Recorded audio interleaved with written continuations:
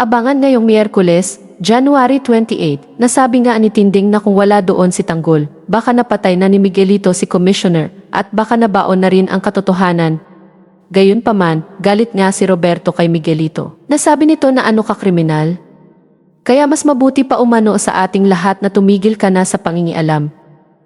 Gayunpaman, nasabi na nga ni Santino sa ama na nag-text sa kanya kung saang lugar sila magkikita ni Tanggol. Kaya naghanda si Rigor at ang mga pulis para tugisin si Tanggol at ang mga kasamahan nito, patay man o buhay. Wika naman ni Santino na sisiguraduhin umano niya na buhay din ang kapalit sa ginawa nito sa kanila. Nagpwesto na nga ang mga pulis.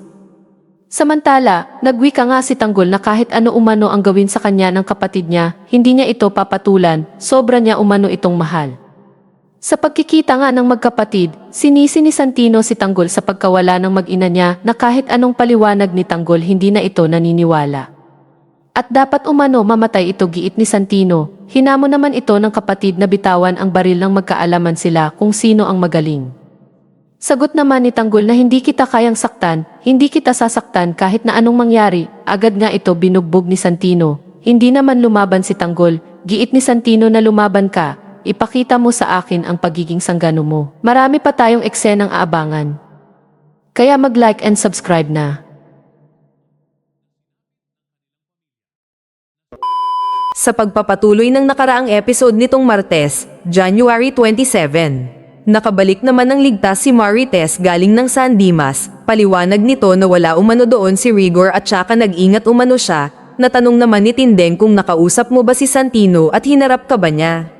Sagot ni Tess na oo, pero galit na galit ito kay Tanggol, pero hindi naman ako tumigil sa pagkokonbinsi sa kanya na walang kinalaman ang kuya niya sa pagkamatay ng mag-ina niya, at sana lang nakinig siya. Dagdag pa nito kay Roda na sinabi umano niya kay Santino na sa kanya tumawag kapag nakapagdesisyon na ito kung kakausapin niya si Tanggol.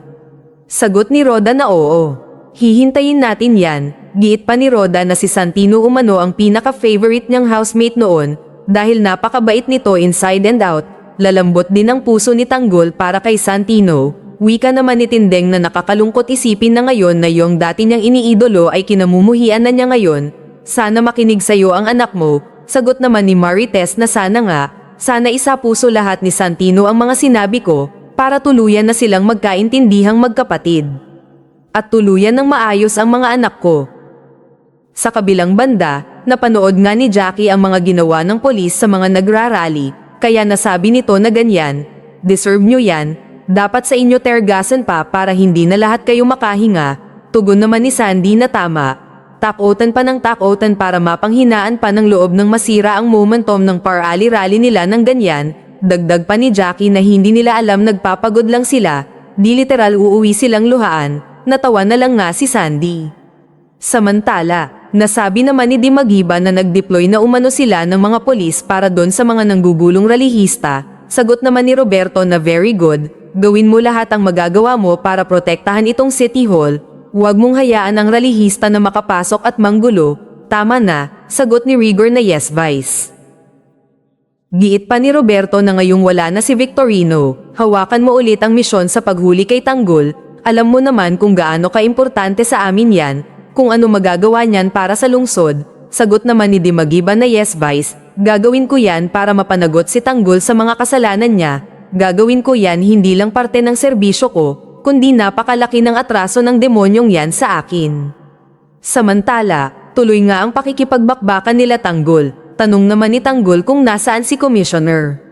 Sagot ni Bulldog na iniwan lang umano niya dyan. Giit naman ni Ramon kung saan siya nagpunta. Baka mapatay umano ni Miguelito. Siya ang susi para lumabas ang katotohanan na si Tanggol talaga ang nanalo, kaya naman agad nila itong hinanap. Habang papatakas nga si Commissioner, nakita nito sila Tanggol at binusinahan, lumabas ito ng sasakyan at nagpakilala. Agad ito nagpasalamat kay Tanggol sa pagkakaligtas sa kanya. Wika naman ni Tanggol na buti po ligtas kayo. Sinabi na nga ni Commissioner na siya ang nanalo noong eleksyon, at huwag umano ito mag-alala at tutulong siya sa kanya para lumabas ang buong katotohanan. Pero mag-iingat ka, hindi basta-basta papayag ang mga gerero na mapaalis sila sa pwesto at gagawa ng paraan yan para mapatay ka. Nagpasalamat naman si Tanggol at mag-ingat din umano siya, kami na ho ang bahala dito. Umalis na kayo at magtago kayo ng mabuti, sagot ni Commissioner na sige Tanggol salamat. Samantala, giit ni Tanggol sa ama na papalalabas na po ang katotohanan na ako po ang nanalo bilang mayor. Sagot ng ama na magbubunga na rin ang paghihirap natin Tanggol. Dagdag pa ni Tanggol na kapag ako na ang nakaupo sa pwesto, pinapangako ko, gagawin ko ang lahat para makulong ang mga gerero. Sa kabilang banda, giit nga ni Roberto na anong nangyari. Walang sumipat sa loyalty check. Sagot ni Jackie wala, may nakita ka ba? Bokia, buti nga pinatirgas mo yung mga ralihista na yon, kahit paano nakaganti na tayo sa mga balimbing na yan. Giit naman ni Roberto na inutusan ko na ang mga kapulisan na protektahan ang munisipyo, kahit na ano pa ang mangyari. Ngayon kung magiging grabe yan, nakahanda sila kumilos pa ng mas matindi. Kaya wag ka mag-alala, tanong pa nito na asan ang anak mo. Sagot ni Jackie na umalis. Tanong ni Roberto saan? Paliwanag ni Jackie na dumating umano si Attorney Concepcion. Sabi lalabas na raw ang resulta ng appeal, edi inayos ni Miguelito. Wika naman ni Roberto na ano. Nagpunta si Miguelito sa NEC. Ilang beses ko ba sasabihin sa inyo na huwag kayong kikilos ng hindi ko alam? Dapat hinintayin niyo ako. Nana Nadia ka ba? Sagot naman ni Jackie na ano bang problema mo? Tumutulong nga kami. Kala ko ba magtutulungan tayo? Inaayos namin ang problema. Mag-thank you ka na lang. Giit naman ni Roberto na anong gagawin ni Miguelito. Sino ba ang punot dulo ng lahat ng problema natin? Di ba yung anak mo? Wala siyang diskarte, wala siyang abilidad, wala siyang kredibilidad, wala. Wala yung anak mo, dapat hinintayin niyo ako. Wika naman ni Jackie na sumusobra ka na, bakit ba wala kang bilib kay Miguelito? Magtiwala ka naman sa kanya, wala kang tiwala sa kanya, wala kang bilib sa kanya, wala kang bilib sa amin. Galit naman si Roberto at nagwika na yan bang anak mo may ginawa ng matino. Lahat ng problema ko galing sa kanya. Ipagdasal mo na hindi ito sasabit, dahil pag nangyari yun, masisira ang gerero, na matagal kong pinaghirapan, na matagal kong itinayo, at kapag naupo si Tanggol, ano sa tingin mo ang mangyayari? Saan tayo pupulutin? Umalis nga si Jackie na galit. Samantala, tumawag na nga si Miguelito sa ina at sinabi na pabor ang desisyon kay Tanggol. Tanong naman ni Jackie na anong ginawa mo? Binayaran mo ba si Commissioner? Pinatahimik mo na ba yang Medina na yan? Sagot ni Miguelito na sinubukan niya umanong patayin si Commissioner dahil wala na siyang choice. Pero dumating si Tanggol, nagkaengkwentro kami ni Tanggol, nakatakas siya pati ang Commissioner. Gagawin ni Tanggol lahat para palitan ako bilang mayor. Giit naman ni Jackie na hindi tayo papayag na mangyari yan. Gayunpaman, bumalik nga si Jackie at nagwika na pumalpak si Miguelito. Dumating din si Tanggol niligtas niya ang Commissioner. Wika naman ni Roberto na sa susunod na mag-walkout ka sa akin, tuluyan mo na, huwag ka nang babalik. Gayunpaman, inutos na nga ni Roberto na tapusin na si Garcia. Samantala, nahuli nga si Evelyn at nakulong. Nagulat ito dahil nakita niya na nakakulong rin si Punggay. Natanong naman ito ni Punggay kung ano ginagawa niya dito. Paliwanag ni Evelyn na hinuli umano ng mga polis kaming mga ralihista, kahit hindi naman kami nanlaban. Tanong naman ni Evelyn na ikaw ano ginagawa mo dito.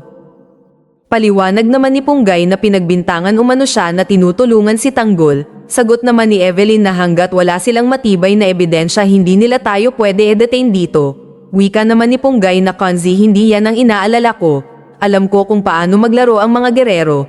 Nag-aalala ako para sa mga buhay natin dito dahil pinapatay nila ang mga kalaban nila. Sagot ni Evelyn na huwag ka mag-alala, hindi tayo magtatagal dito. Malapit na ang pagpapatalsik natin kay Mayor Miguelito. Tanong ni Punggay na paano? Paliwanag ni Evelyn na malapit na umano matapos ang recount at sigurado kami na si Tanggol ang idadeklarang panalo sa eleksyon, kaya magtiwala ka lang. Malapit na matapos ang paghahari ng mga gerero. Samantala, humarap na nga sa media si NEC Commissioner Medina na tanong ni Katoto na kung totoo bang may nagtangka sa buhay niyo. Sagot ni Commissioner na opo, pinagtangkan ako ni Miguelito Guerrero. Sakto naman na napapanood ito ni Jackie. Dagdag pa ni Commissioner na nalaman umano nito na may resulta na sa recount at gusto niya manipulahin ito. Sinubukan niya akong suhulan. Nung hindi ako pumayag, doon niya pinagtangkaan ang buhay ko. Hindi niya kasi matanggap na lumabas ang katotohanan na si Tanggol ang nanalo sa recount. Opo, si Tanggol Montenegro po ang binotong mayor ng Maynila. at siya rin po ang nagligtas sa buhay ko. Kung hindi dahil sa kanya malamang patay na ako ngayon, hinihintay lang po natin ang rolling para mapababa na natin sa pwesto ang mga Guerrero. Napakabayolenteng mayor niyang si Miguelito Guerrero at gusto ko lang iparating sa mga Guerrero, sa mga magtatangka, na ang NEC ay hindi magpapatinag sa kahit kanino. Mananatiling patas ang bawat desisyon nito at sa araw na ito hindi lang ako ang inatake ni Miguelito, kundi ang buong komisyon, ang asensya ng ating pagboto at higit sa lahat ang ating demokrasya, ang demokrasya ng ating bayan. Kaya naman pinagsigawan ni Katoto na si Tanggol ang totoong nanalo. Mas lalo nga sumakit ang ulo ni Jackie. Samantala, nasabi nga ni Enteng na totoong ikaw nga ang nanalo, mismong commissioner na ang nagsabi. Tugon ni Dolfo na sana nga lang hindi siya mapahamak, delikado ang buhay niya. Gusto talaga siyang patayin nila Mayor Miguelito. Wika ni Bulldog na buti na lang niligtas natin siya. Sigurado patay sana siya ngayon, hindi sana lalabas ang katotohanan na ikaw talaga ang nanalo. Wika naman ni Ramon na dapat proteksyonan nating maigi ang commissioner, dahil siya lang ang makakapagsabi ng tunay na nanalo bilang mayor ng Maynila ay si Tanggol. Sa kabilang banda, natanong nga ni Rigor si Santino kung kumain na ito. May problema ba? Wika ni Santino na nagkausap umano sila ng nanay niya. Galit naman si Rigor at ano umano ang kailangan niya. Nasaan daw si Tanggol? Sagot ni Santino na hindi umano sinabi sa kanya kung nasaan, pero pinaliwanag sa kanya na hindi umano si Tanggol ang pumatay kay Erica at kay Lolo Gustavo. Giit naman ni Rigor na naniwala ka naman. Walang ibang dapat sisihin sa pagkamatay ni Erica at ng anak mo kung hindi si Tanggol. Intensyon ng grupo niya na sugurin at patayin ang mga Guerrero, malinaw na malinaw yon. Hayop na Marites yan, pagtatakpan niya pa ang kahayupan ng anak niya, hindi na niya naisip ang nararamdaman mo. Sagot naman ni Santino na gusto umano ng nanay niya na harapin ko si Tanggol at kausapin. Wika naman ng ama na bakit may babalik ba ang pakikipag-usap mo ang buhay ni Erica at ng anak mo. Ang dapat mong gawin ngayon at maipaghiganti mo ang buhay ni Erica at ng anak mo, yun ang dapat mong gawin. Giit naman ni Santino na tama ka tay, wala nang mas mahalaga pa sa buhay ko kung hindi ang maipaghiganti si Erica at ang anak namin. Gayunpaman, tinawagan na nga ni Santino ang ina para ipaalam na pumapayag na siyang makipag-usap kay Tanggol. Masaya naman ang ina kaya agad nito tinawagan si Tanggol para sabihin na handa na si Santino makipag-usap sa kanya. Kaya nagbigay si Tanggol ng address kung saan sila magkita para maipaliwanag niya ang lahat na hindi siya ang pumatay sa mag-ina niya. Giit pa ni Tanggol na buti naman pumayag na umano ang kapatid niya makipag-usap sa kanya para maipaliwanag umano na hindi siya ang pumatay sa mag-ina niya. Gayunpaman, ginagawa nga ito ni Santino para makaganti sa kapatid, hindi para magkaayos. Namuo na nga ang galit sa puso ni Santino.